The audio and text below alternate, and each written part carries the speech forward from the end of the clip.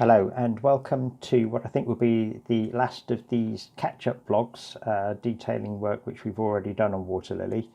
Over the last 2 or 3 months we've done quite a few bits and pieces. This is just sort of finishing off with some small bits that I'll sort of clump together in one vlog. They don't really warrant one on its own. Probably the main thing is the bathroom, which we wanted to tidy up.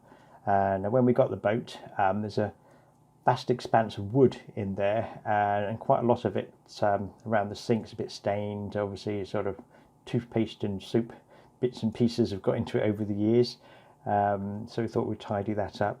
Thought we'd sort of tile it. We tried to get the same colour tiles as we got in the kitchen. Can't get the same shape. We tried looking around but we didn't find those, but we did get the same sort of colour, so we've carried that on into there. That's all done. Changed the taps, partly because the cold tap was leaking, so if you didn't turn that off properly, every now and again the water pump would kick in, usually overnight, and usually sort of sit up thinking what the hell was that. So that's sort of sorted out 2 problems there. It's a nice sort of silver sort of colour as well, so that looks quite smart. Yeah, so the whole area is sort of getting better. Resealed around the shower just to make sure that's all okay. I was able to get into one of the inspection holes under the sink, and the bilge it's not wet, but you can see it's not dry. I think is probably the best explanation for that. So just really looking around there to see if there's anything I need to be aware of. It's probably come from the shower or something like that. So I've got a dehumidifier running on that at the moment, just to sort of tidy that up as much as we can. Also, what we've done is the marina is really dark and the pontoons are dark, so when you sort of come and visit, you have to have a torch, and it's pretty, you take your life into your own hands really walking up the side of the boat.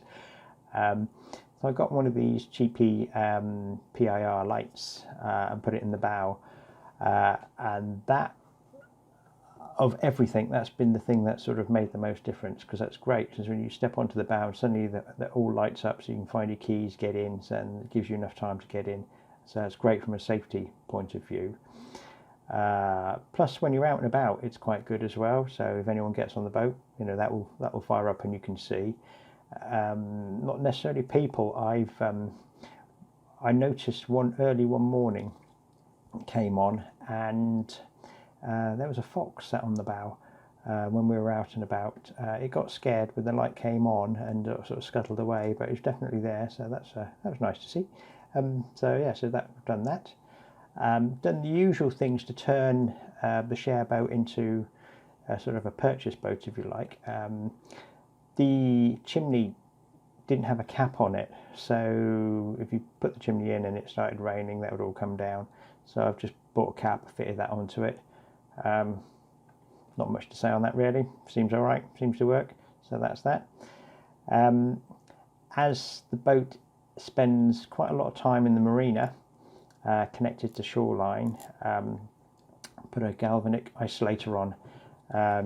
Now, I'm not 100% sure what are the best ones, what aren't the best ones. I've got this particular one because it's an inline one and I could plug it in easily.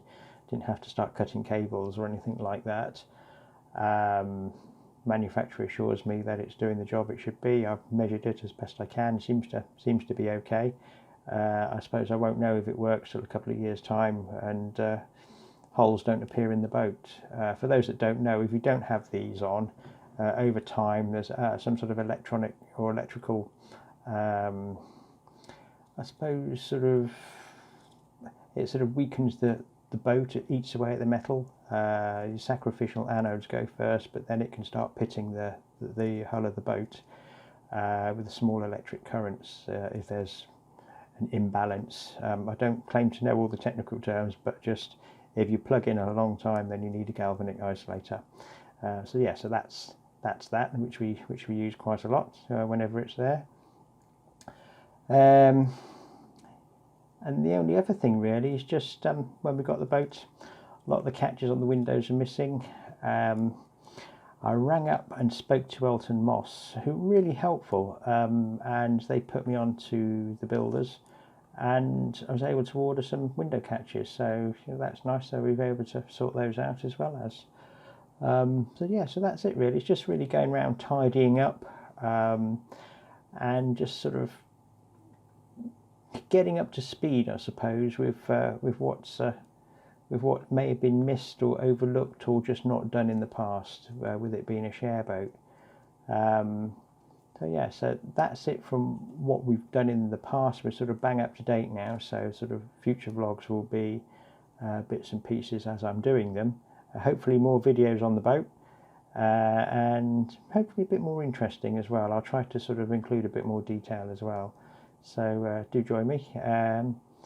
If you like the videos, do give a thumbs up, and please comment. I love the comments. I'm not getting many at the moment, so any comments would be lovely, good or bad. So that would be nice, and those that have commented so far on videos, I really do appreciate it. I'm not really a social media person, but getting the likes is it's important.